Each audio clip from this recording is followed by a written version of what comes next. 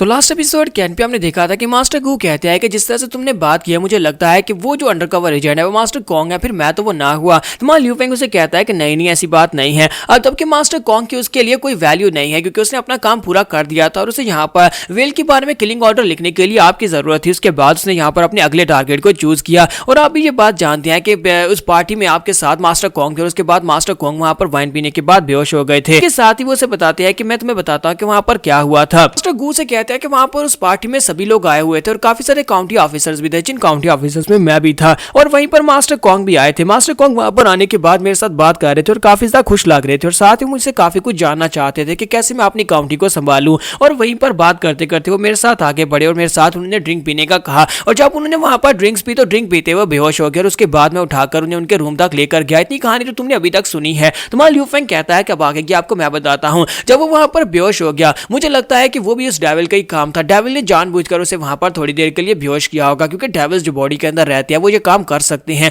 उसके बेहोश होने के बाद आप उसे उठाकर उसके रूम तक लेकर गए, लेकिन उसे अच्छी तरह से बताया था कि अगला टारगेट उसका आप हो। जब उसको आपने हाथ लगाया उसी वक्त वो आपकी बॉडी के अंदर ट्रांसफर हो गया और आपकी बॉडी के अंदर जाने के बाद वो आपकी बॉडी के अंदर ही है। क्योंकि मास्टर कॉन्ग ने आपसे पहले भी ये बात कही है कि वो भी यहाँ पर इस तरह की स्लीप वॉकिंग कर चुके हैं और उन्होंने ये बात भी कंफर्म की थी, आपके गार्ड को बताई थी कि एक बार बहुत सारी वाइन पीने के बाद वो बेहोश हो गए थे और उसके बाद से उनकी बॉडी के अंदर से स्लीप वॉकिंग की बीमारी खत्म हो गई। तो असल में जो हुआ था वो थ्योरी ये है कि वो आपकी बॉडी के अंदर चला गया था, उसकी बॉडी के अंदर जो डेविल था वो आपकी बॉडी के अंदर चला गया और उस दिन के बाद से आपने स्लीप वॉकिंग शुरू कर दी, यानी कि वो डेविल अब आपकी बॉडी के अंदर है। और जिस तरह से आपने मुझे बताया कि 10 दिन पहले आपको यहाँ पर स्लीप वॉकिंग का दौरा पड़ा था और इसी तरह अब यहाँ पर स्लीप वॉकिंग का दौरा पड़ा है, तो जितना मैंने हिसाब लगाया मुझे लगता है कि हर पूर्णमासी यहाँ पर इसको क्या कहते हैं, चांद, फुल चांद की रात को आपको यहाँ पर स्लीप वॉकिंग का दौरा पड़ता है। रात भी आप वहां पर खड़े होकर चांद को देख रहे थे क्योंकि आप चांद से अपनी एनर्जी ले रहे थे, यानी कि आपकी बॉडी के अंदर जो डेविल था वो चांद से एनर्जी ले रहा था। और इसी के साथ उसके बाद उसने वहां पर पेपर के ऊपर किलिंग ऑर्डर लिखा और वहां पर मास्टर कॉन्ग ने बिना आपकी इजाजत के कोइंसिडेंटली वहां पर आपके उस किल ऑर्डर की कॉपी को देख लिया जो कि वहीं पर वो वेस्ट करके चला गया था।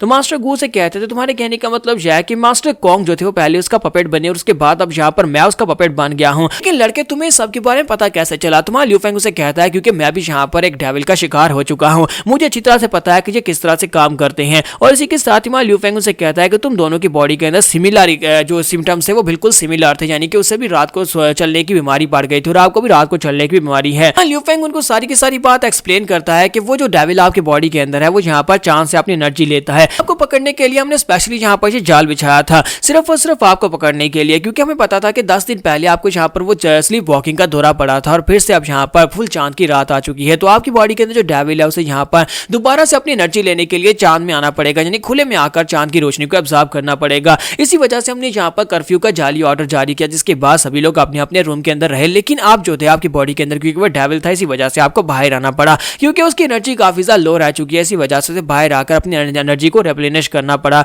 और जब वो बाहर आया तो हमने आकर आपको पकड़ लिया। तो मास्टर गूस की सारी बात सुनने के बाद बात के ऊपर यकीन कर लेते हैं और साथ ही काफी ज्यादा गुस्सा भी होते हैं और कहते हैं कि मैं अपनी बाकी की सारी जिंदगी यहाँ पर बिल्कुल बेदाग गुजारी है, यानी कि मैं एक ऑफिसर बनकर अपनी जिंदगी गुजारी और अलायंस का बहुत ही ईमानदार ऑफिसर रहा हूँ, लेकिन इस डेविल की वजह से मेरे ऊपर इल्जाम लग गए हैं। तुम्हारा ल्यू फेंग से कहता है कि मास्टर गू आपको यहाँ पर अपने पर ब्लेम डालने की जरूरत नहीं है, ये सभी उन कमीने वेसल्स का किया धरा है। उन वेसल्स ने यहाँ पर कुछ ऐसे सीक्रेट वेपन्स बना लिए हैं जो कि यहाँ पर आपको पोजेस कर सकते हैं। मैं आप ही की तरह यहाँ पर पोजेस नहीं होता तो मैं कभी भी यहाँ पर इस ट्रिक को नहीं जान पाता। तो मास्टर गू से कहते हैं कि यंग हीरो मुझे बताओ कि मैं कैसे यहाँ पर इससे अपने आप को आजाद करवाऊं, मैं उसके कंट्रोल से कैसे निकलूं। तुम्हारा ल्यू फेंग कहता है कि अगर आप यहाँ पर ये सोच रहे हैं कि आप उसको मार डालें तो उसके लिए सिर्फ और सिर्फ एक ही तरीका है कि आपको एक रूम के अंदर बंद रहना होगा और उसे यहाँ पर सूरज चांद की रोशनी में लेकर नहीं आना होगा, जिससे वो अपनी एनर्जी को रिप्लेनिश करता है। मास्टर गू से कहते हैं तो फिर इसका मतलब यह है कि मुझे एक रूम के अंदर बंद रहना होगा, लेकिन मुझे कितने दिनों के लिए एक रूम के अंदर बंद रहना होगा कि मैं यहाँ पर उस डेविल से अपने आप को कंप्लीटली आजाद करवा सकूं, कि मैं यहाँ पर इस डेविल के साथ और ज्यादा नहीं जी सकता, मैं यहाँ पर अपने ऊपर और ज्यादा इल्जाम नहीं लगवा सकता। तुम्हारा ल्यू फेंग उनसे कहता है कि मेरे केस में तो यहाँ पर ये 3 महीने रहा है, मुझे लगता है कि आपको कम से कम यहाँ पर 3 महीने के लिए एक रूम के अंदर बंद रहना होगा, लेकिन किसी ऐसे रूम के अंदर बंद रहना होगा जहाँ पर आपकी मूवमेंट्स को कंप्लीटली कंट्रोल किया गया हो, क्योंकि डेविल जो है वो आपको कंट्रोल करके आपसे रूम खुलवा सकता है और बाहर निकलवा सकता है। हमें आपके साथ कुछ ऐसा करना होगा कि आपके हाथ, मुंह और पैरों को भी बांधना होगा, पूरी तरह से आपको चेयर्स के अंदर जकड़ कर रखना होगा ताकि आप अपने बीस्ट को भी समन ना कर पाए। इस तरह आप जो है वो यहाँ पर पूरे 3 महीने के लिए रहेंगे, आपको खाना वहीं पर दिया जाएगा और मुझे लगता है कि ड्रैगन जो है वो इसका बंदोबस्त आपके लिए कर सकता है। अगर आप इस बात के लिए एग्री होंगे तभी हम लोग आपके साथ ये सब कुछ कर सकते हैं। उम्मीद करता हूँ कि 3 महीने में आप यहाँ पर अपनी बॉडी के अंदर से डेविल से निजात पा लेंगे और डेविल खुद ब खुद खत्म हो जाएगा। तो मास्टर गू की बात सुनने के बाद कहता है तो तुम ये चाहते हो कि 24 घंटे के लिए बिना खाए पिए बंद रहूं और पूरे 3 महीने के लिए मुझे इसी तरह इसी स्टेट में रहना होगा। लियू फेंग उनसे कहता है कि मुझे लगता है कि अभी फिलहाल के लिए आपके लिए करना काफी आसान है, तो इस वजह से आपको ये करना चाहिए अगर आप उस डेविल से आजाद होना चाहते हैं। तो मास्टर गू से कहते हैं कि तो फिर ठीक है, मुझे ये बताओ कि उस डेविल से पीछा छुड़ाने के लिए मुझे सिर्फ और सिर्फ इतना ही करना होगा। तो लियू फेंग उसे कहता है कि आप यहाँ पर करने को तैयार है? तो वो कहते हैं हाँ क्यों नहीं, मैं ऐसा क्यों नहीं करूंगा, तुम्हें बताया ना कि मैं यहाँ पर एक ऑफिसर हूँ और मैंने अपनी सारी जिंदगी ईमानदारी से जिंदगी गुजारी है। मैं यहाँ पर अब किसी डेविल की वजह से अपने कैरियर के ऊपर दाग नहीं लगाना चाहता। मैं यहाँ पर करूंगा, मैं पूरे 3 महीने के लिए यहाँ पर अपने आप को बंदी बनाकर रखना चाहूंगा। वो ड्रैगन से कहते हैं ड्रैगन जल्दी से मेरे लिए इसका बंदोबस्त करो, मैं चाहता हूँ कि जल्दी से जल्दी मुझे बांध कर रखा जाए ताकि मैं यहाँ पर पूरे 3 महीने के लिए उस डेविल को अपनी बॉडी के अंदर कंट्रोल कर सकूं। तो ड्रैगन कहता है हाँ क्यों नहीं सर, और इसी के साथ ही जैनजी अपने पास से चेंज निकालती है और कहती है सर प्लीज माफ करिएगा, मुझे आपको हैंडकफ्स लगानी होंगी। और इसी के साथ ही वो आगे बढ़ती है और उनसे कहती है सर आप आगे से कोई रिस्पॉन्ड नहीं कर रहे, क्योंकि इसी के साथ ही वो डेविल जो होता है मास्टर गू की बॉडी के अंदर फिर से एक्टिवेट हो जाता है। तो जैनजिया कहती है कि मास्टर गू को फिर से यहाँ पर उस डेविल ने कंट्रोल कर लिया। तो लियू फेंग उसे कहता है काफी ज्यादा देरी हो चुकी है, ये इस वक्त यहाँ पर कंट्रोल हो चुका है और उन लोगों से कहता है कि बाकी का सब कुछ मेरे ऊपर छोड़ दो। लेकिन इसी के साथ ही मास्टर गू जो होते हैं वहां पर अपने बेस को रिलीज करते हैं और वो उनके पास जो बेस होता है वो इंटीग्रेशन स्टेज की मैक्स लेवल पर होता है। तो जैसे वो अपने बेस को वहां पर रिलीज करते हैं तो मैक्स लेवल का एक काफी पावरफुल मॉन्स्टर होता है। तो जैनजिया कहती है कि ये तो ब्लू विंडी मोल है और ये काफी ज्यादा स्ट्रॉन्ग है क्योंकि ये डॉज करने में काफी ज्यादा माहिर है। तो लियू फेंग से कहता है कि तुम्हें यहाँ पर मिलकर काम करना पड़ेगा और इसी के साथ वो अपनी वेल को रिलीज करता है। जैसे वो अपनी वेल को रिलीज करता है इसी के साथ क्योंकि उसकी वेल काफी ज्यादा बड़ी होती है, अलायंस के दूसरे सोल्जर जो यहाँ से काफी ज्यादा दूर होते हैं वो लोग भी इस वेल को वहां पर देख लेते हैं और कहते हैं कि वहां पर क्या हो रहा है, वहां पर तो एक वेल है,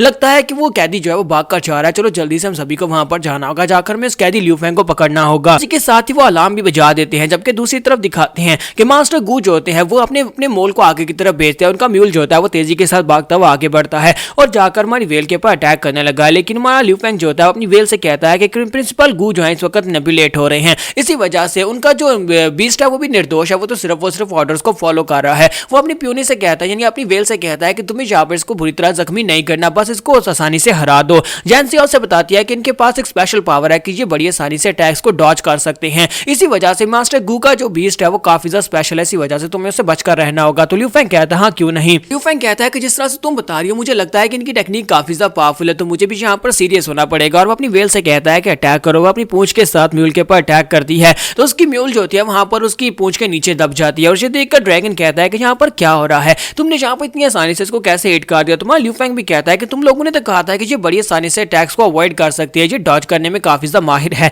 लेकिन इसने यहाँ पर इतनी आसानी के साथ मेरे अटैक को कैसे अपने ऊपर ले लिया, ये तो बुरी तरह से हिट हो गई है। और इसी के साथ ही दिखाते हैं कि वो जो म्यूल जो होती है वहां पर से निकलने के बाद वेल की पूंछ के ऊपर बाइट कर लेती है, वो उसको काट रही होती है। ड्रैगन कहता है कि मुझे समझ नहीं आ रही म्यूल यहाँ पर कर क्या रही है, यहाँ पर इस तरह से हरकतें क्यों कर रही है जिस तरह से कोई से कंट्रोल ही नहीं कर रहा। तो लियू फेंग कहता है कि मुझे पता चल गया ये ऐसा क्यों कर रही है, क्योंकि मास्टर गू इस वक्त डेविल के कंट्रोल में है, इसी वजह से वो डेविल जो है वो यहाँ पर बीस्ट को ठीक तरह से कंट्रोल नहीं कर पा रहा। अगर मास्टर गू यहाँ पर होते तो वो इस म्यूल को ठीक तरह से कंट्रोल कर पाते, तो हमारे लिए इस फाइट को जीतना काफी आसान है। और इसी के साथ ही मास्टर गू वहां पर से भागना शुरू कर देते हैं। तो यहाँ पर हम लोग अपनी एपिसोड 135 का एंड करेंगे और नेक्स्ट एपिसोड में देखेंगे क्या ये लोग यहाँ पर मास्टर गू को पकड़ पाएंगे और साथ ही इसकी बॉडी के अंदर से उस डेविल को भी ढूंढ पाएंगे या नहीं।